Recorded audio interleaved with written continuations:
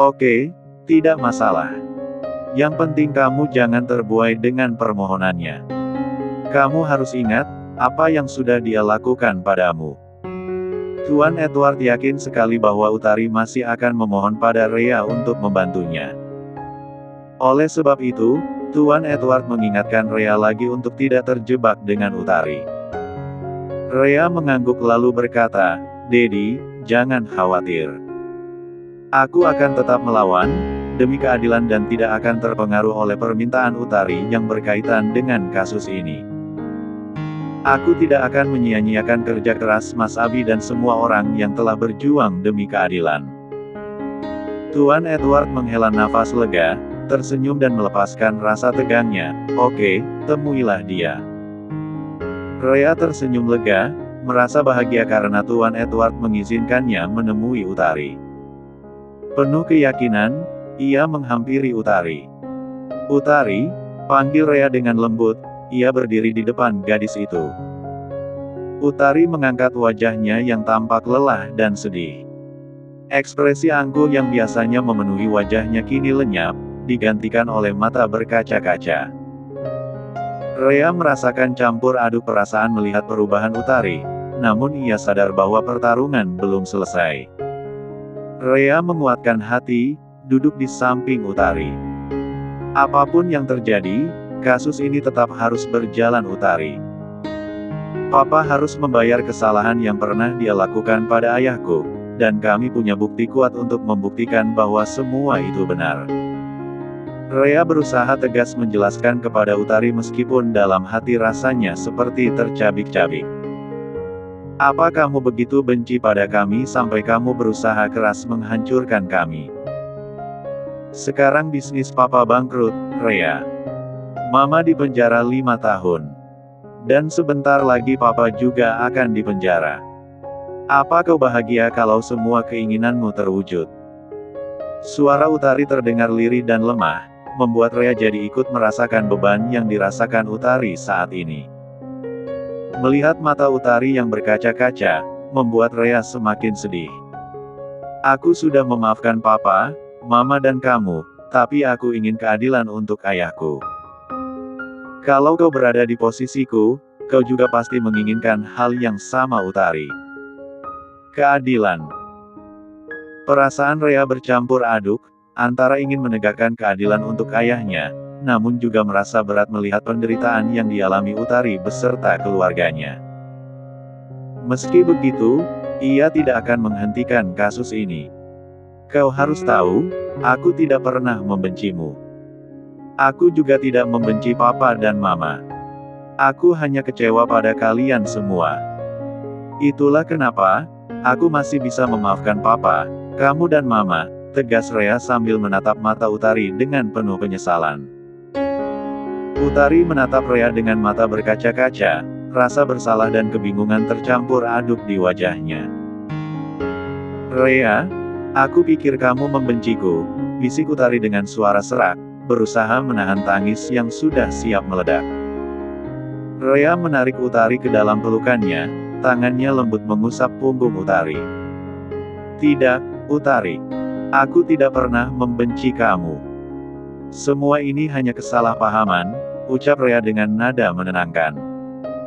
Air mata Utari akhirnya pecah, berlinang dan membasahi bahu Rhea. Isak tangisnya semakin keras, mengungkapkan semua kepedihan dan kelegaan yang terpendam lama. Rhea hanya mempererat pelukannya, memberi kehangatan dan keamanan yang telah lama dirindukan oleh Utari. "Maafkan aku. Maafkan aku. Selama ini, aku sudah jahat. Aku jahat padamu. Aku mempermalukanmu dan menghinamu di depan teman-temanku. Sekarang aku sadar, hanya kamu yang selalu ada di sisiku," gumam Utari dengan penuh penyesalan. Semua teman yang ia agungkan kini menjauh darinya, dan tak ada seorang pun yang mau menemuinya lagi. Ironis, malah Rhea yang dulu sering ia hina dan ejek, kini ada di sampingnya saat ia merasa kesepian dan hancur. "Apa yang selama ini mereka lakukan padaku hanya pura-pura?" Utari bertanya-tanya dalam hati. Dia menyadari bahwa sebenarnya tak ada yang tulus padanya. Mereka hanya mendekatinya karena status dan popularitas yang dimilikinya. Aku memaafkanmu, sahut Rhea dengan penuh kejutan. Ia merasa bahagia dan lega mendengar penyesalan Utari. Rhea tahu bahwa meskipun Utari kerap menyakitinya, namun kali dia tulus. Di tengah air mata yang bercucuran, Utari merasakan ada beban yang terangkat dari hati dan bahunya. Dalam pelukan hangat Rhea, Utari merasakan sebuah kekuatan untuk memulai lembaran baru dalam hubungan mereka yang sempat retak. Terima kasih, Rhea, bisik Utari di tengah isak tangisnya, merasa beruntung masih memiliki orang yang peduli padanya. Di saat itu, Abi melangkah masuk ke ruang sidang dengan wajah tegang. Diikuti oleh Abai dan dua pengacara mereka yang tampak serius. Matanya segera mencari sosok istrinya, yang sedang duduk bersama Utari. Rasa tidak senang terpancar jelas dari sorot matanya.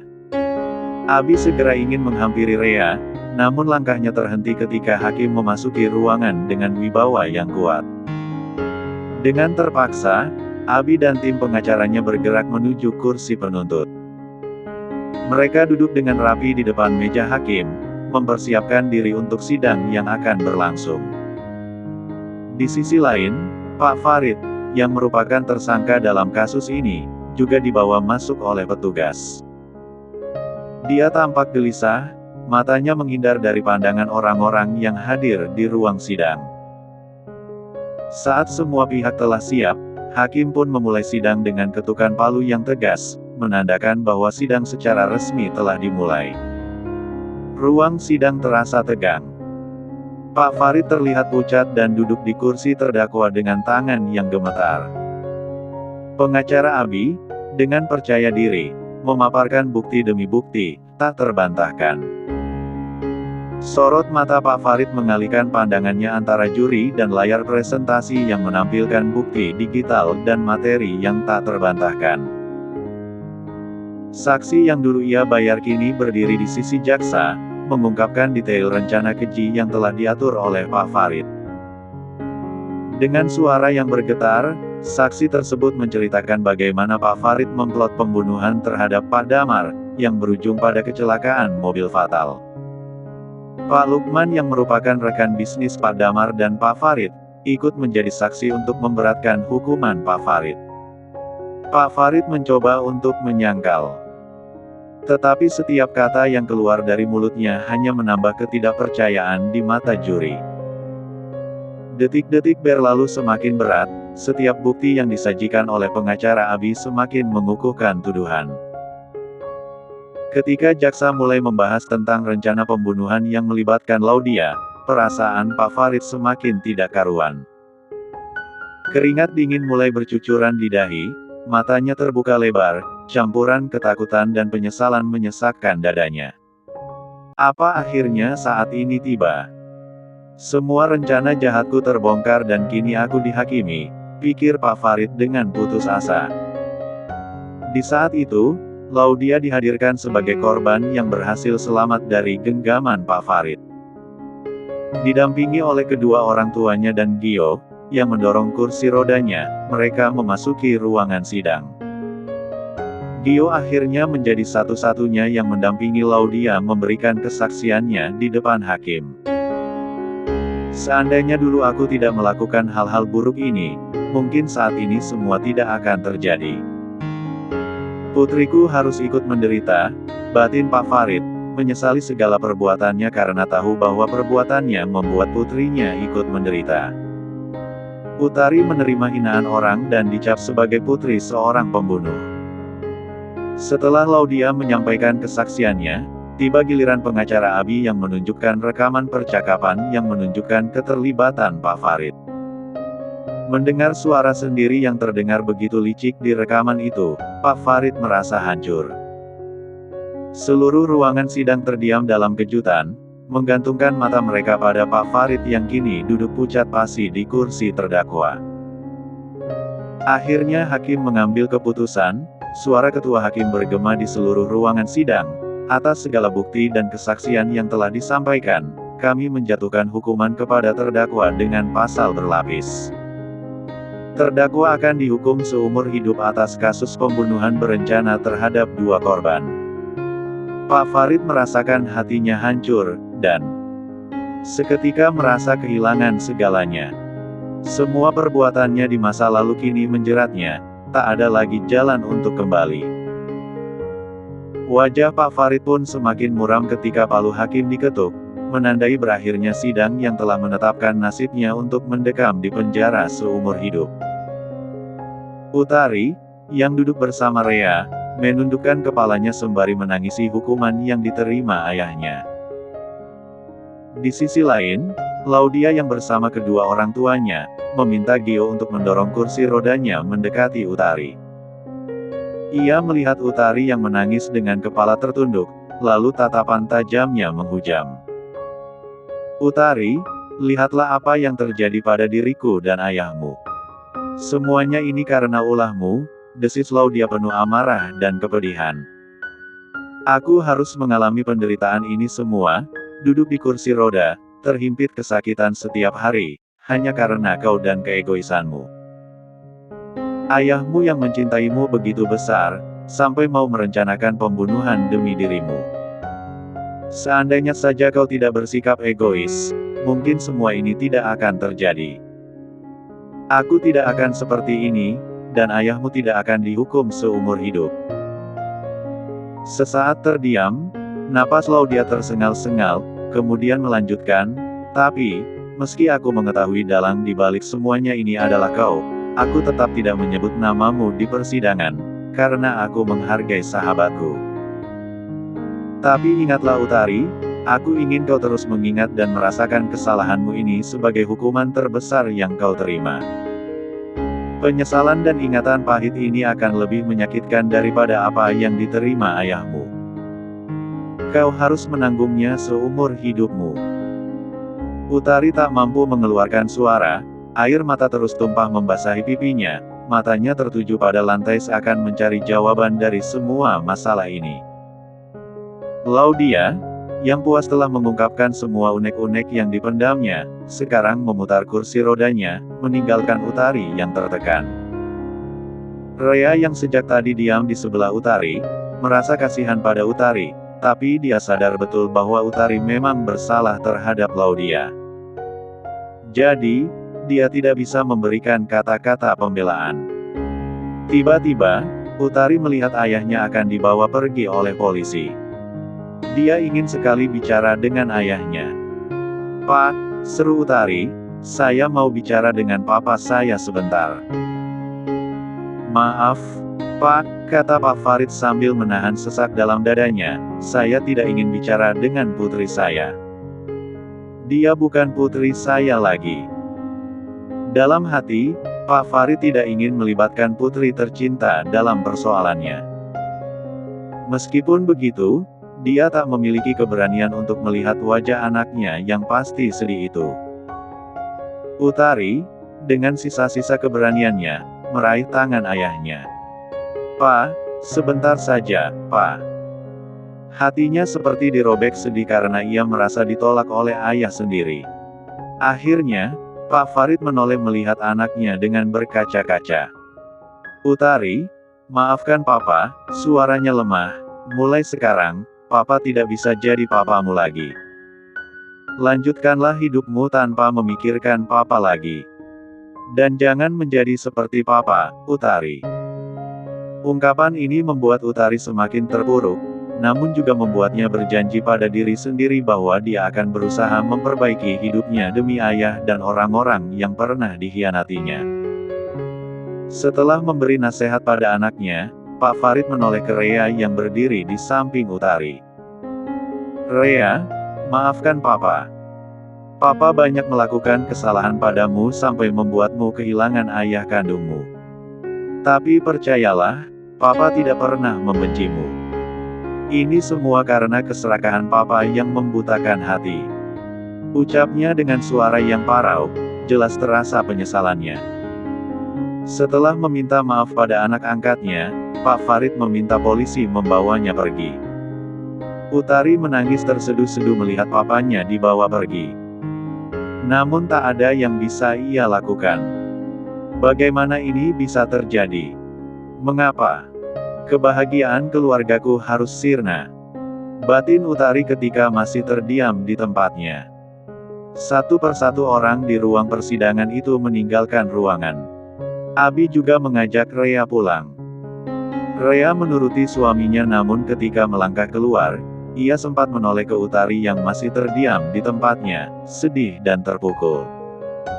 "Kamu kasihan padanya?" tanya Abi meski ia tahu dari ekspresi istrinya bahwa Rea kasihan pada Utari. Rea hanya mengangguk perlahan sambil meneteskan air mata. Dia merasa empati kepada Utari yang harus menghadapi kenyataan pahit ini.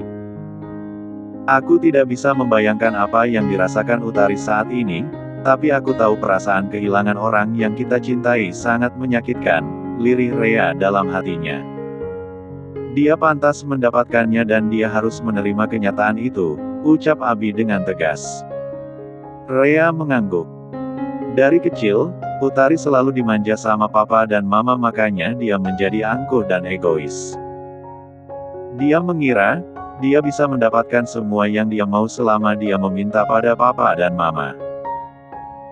Dia tidak sadar kalau semua yang kita miliki di dunia ini bisa hilang kapan saja.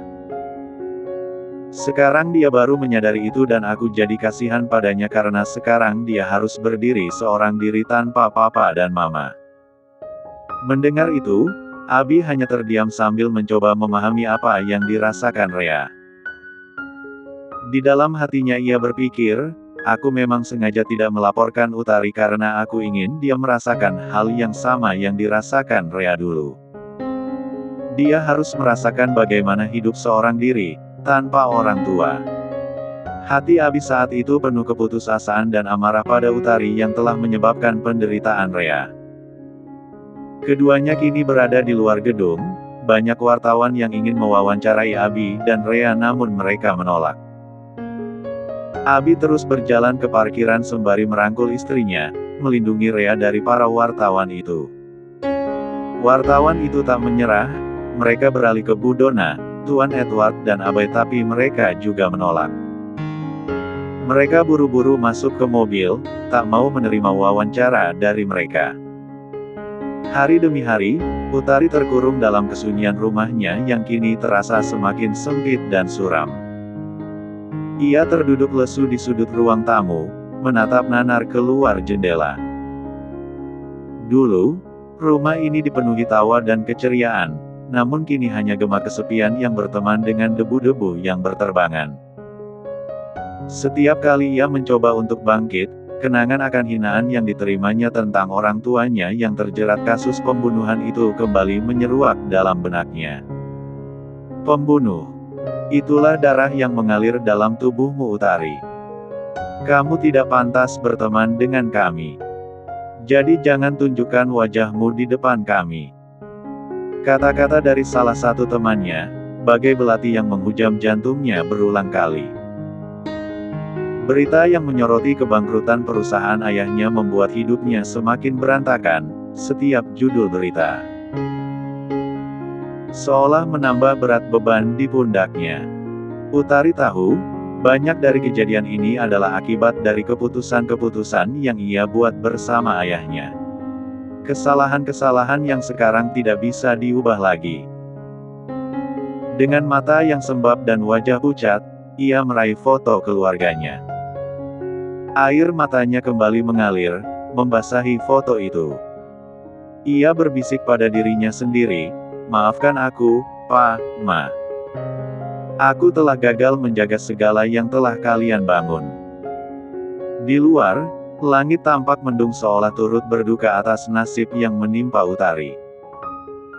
Kehilangan segalanya, termasuk semangat untuk melanjutkan hidup, Utari kini hanya bisa berharap waktu bisa berputar kembali, memberinya kesempatan untuk memperbaiki segala kesalahan yang telah terjadi.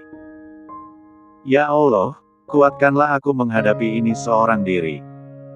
Di saat itu, pembantu rumah Utari muncul dengan koper besar.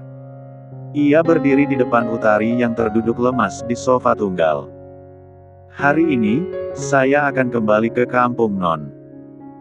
Utari yang mendengar itu, tampak sedih tapi ia berusaha untuk menerbitkan senyumannya karena tidak ingin menunjukkan bahwa dirinya tidak rela melihat pembantu rumahnya pergi. Aku minta maaf karena tidak bisa mempertahankan Mbak di sini. Aku tidak punya banyak tabungan untuk mempekerjakan Mbak lagi. Tidak apa-apa Non. Kalau begitu, saya permisi. Assalamualaikum, ucap pembantu itu. Waalaikumsalam. Utari menatap kepergian pembantunya dengan tatapan sedih, tak rela melihat pembantu itu meninggalkan rumahnya.